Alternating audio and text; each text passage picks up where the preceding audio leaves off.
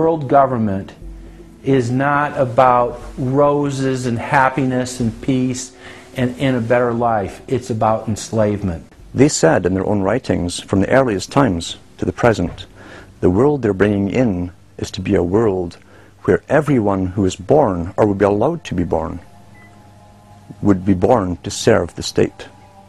That would be their sole function. That's if they had a job for you to fulfill or a need for you.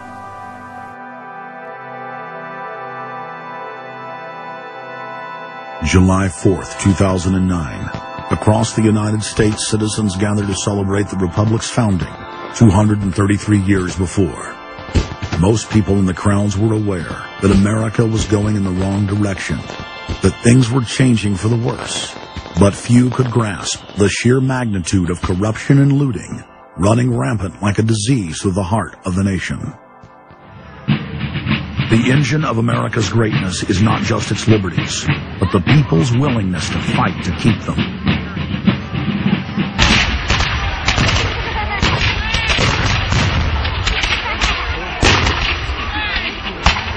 Hundreds of other nations have had much larger populations and greater resources, but have never produced 1/10 of the wealth, science, and art that the United States has. Why? In America, you had an amazing situation because you had the founding fathers who figured out that they could deconstruct the monarchy in such a way and reproduce it with the three primary branches of government in a way that would create checks and balances and separation of powers. So you could have room, therefore, for individuals to work within the context of a cooperative, which is a democratic system of government, but it would still have enough room for individuals to rise up and become profitable and self-sustaining and rich in the pursuit of happiness without becoming dictatorial.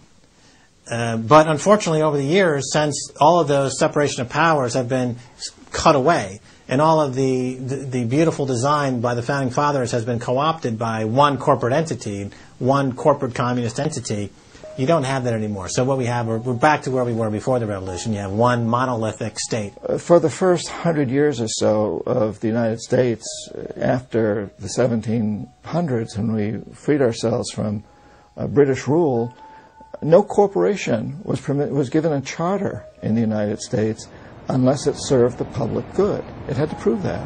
And then its charter only lasted for 10 years, or sometimes as long as the project to build a bridge or a canal or something lasted. But it had to be up for review, and it could only get charters if it was shown that it was serving the public interest.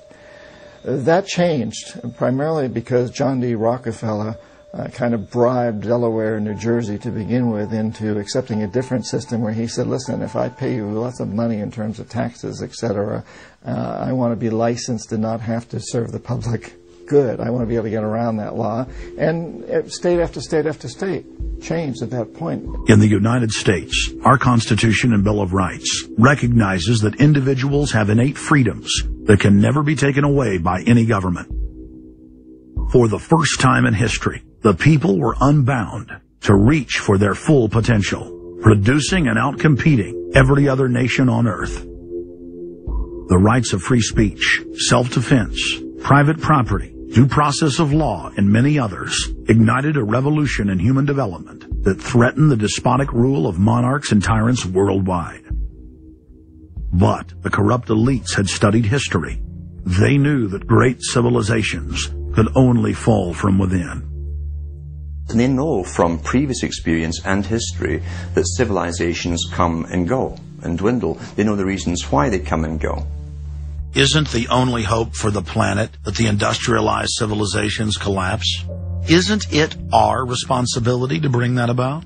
Morty Strong, founder of the UN Environment Program, from his opening speech, Rio Earth Summit, 1992. Morty Strong is the man who said that they would never allow another country to rise up as powerful as America. It will never be allowed to happen again. And he said the best thing we can do is to tear down all the factories, all the top commerce of the United States, and level it and give it back to nature. So that was the advice from this character, who has tremendous power at the United Nations. and was picked up and groomed by Rockefeller himself. Over the past decades, since the Kennedy assassination approximately, you've had an ongoing oligarchical transformation of virtually every country in the world. And in the United States, it's taken the form of an oligarchical counter-revolution against the reforms of the 1930s, with the Wall Street interest asserting itself as more and more dominant. And once bankers and oligarchs have power, the things that they do, you could call them a policy. You could call it something like a tropism. It's like the way a plant responds. Naturally, since they're oligarchs, they're going to try to downgrade the standard of living of the vast majority of the population. They're going to claim that the world is overpopulated, that industrialization, industrial pollution, and overpopulation are the main problems that face the world.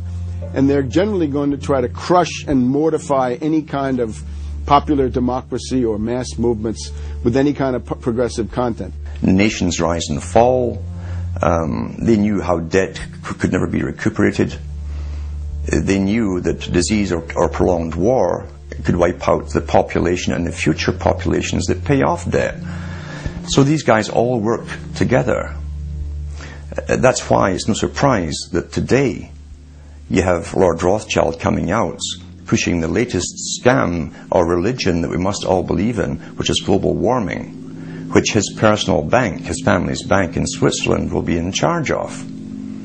They've run the system, the whole economic system of the world for the last 250 years.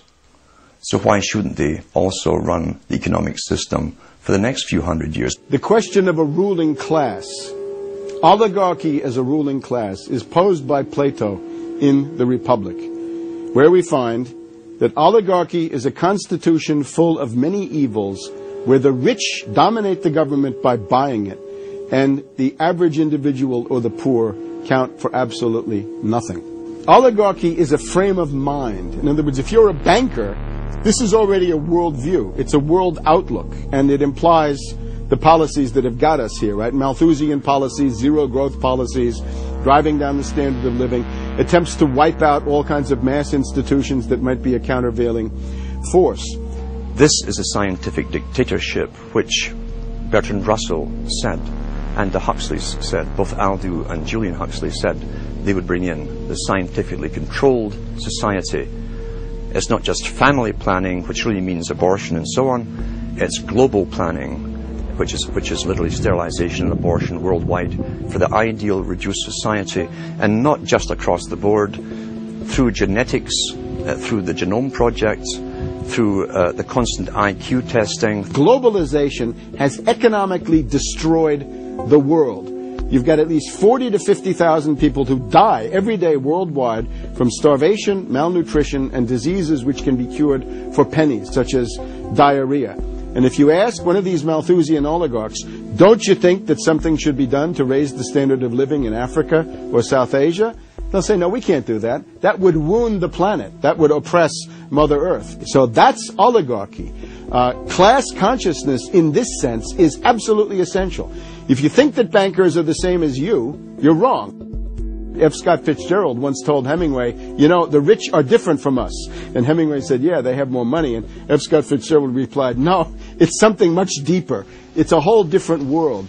To be an oligarch, to be a Rockefeller or something of this sort, means that you're in a completely different world with values which are the reverse of human values. Now, if you allow the oligarchs to continue to dominate, the destruction of world civilization is a matter of a few decades at the very, very most. So, choose. To force their agenda through, the elites are employing one of their favorite tools, artificial crisis creation, also known as the Hegelian dialectic of problem-reaction-solution.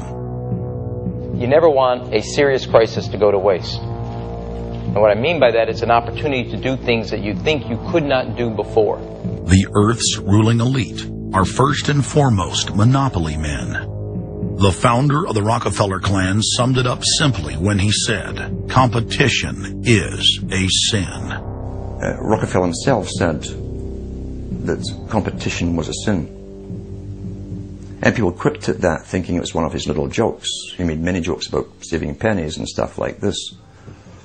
But in reality, he was telling you a truth.